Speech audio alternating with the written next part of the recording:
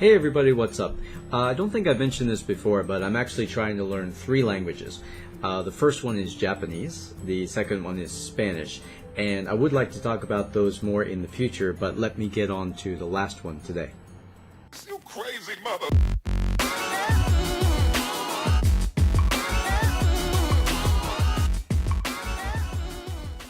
So one of my favorite ways to learn Japanese and also Spanish on occasion is watching TV shows. So I'm going to go ahead and check out YouTube real quick and see if I can find something. It's going to be awesome. Cool music. 기분도 좋은데 자전거 경기 한번 할래? 자전거 경기?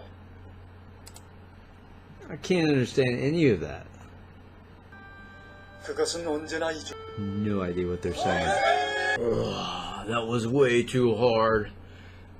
Korean's too hard. Maybe I should just give up.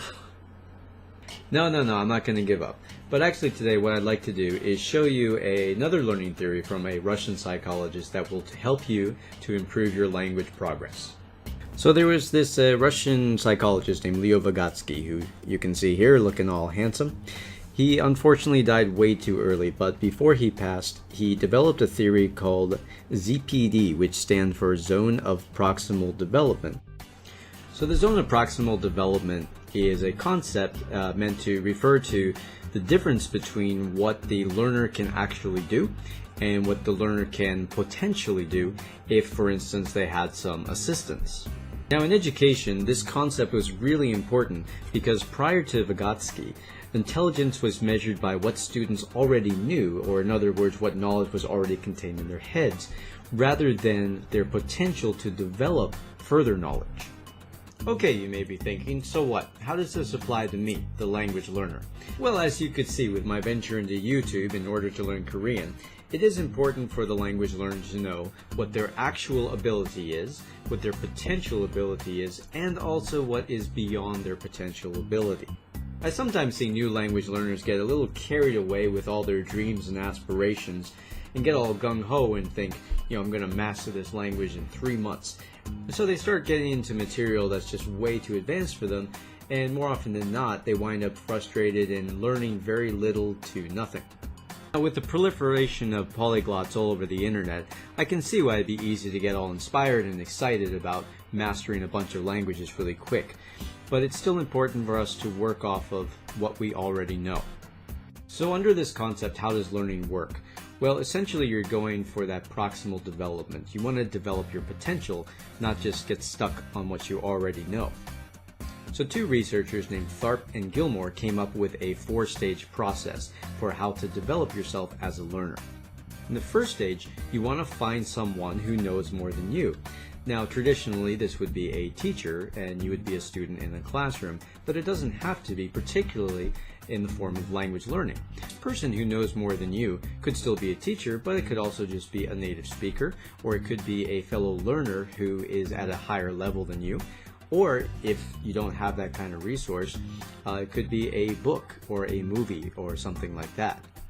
Okay, so once you've found this knowledgeable person or this resource, you want to keep learning from them and keep practicing until essentially you can do whatever it is they're teaching you and you don't need them anymore.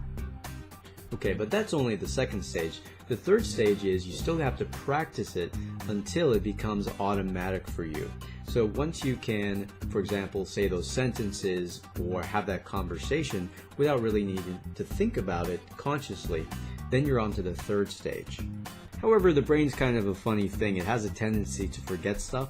We have a tendency to feel like we've lost our ability. So the 4th stage is to review. Even when something has become automatic and you feel like you've grasped it, it's still important to go back to it on occasion and keep doing it just to make sure it's still there.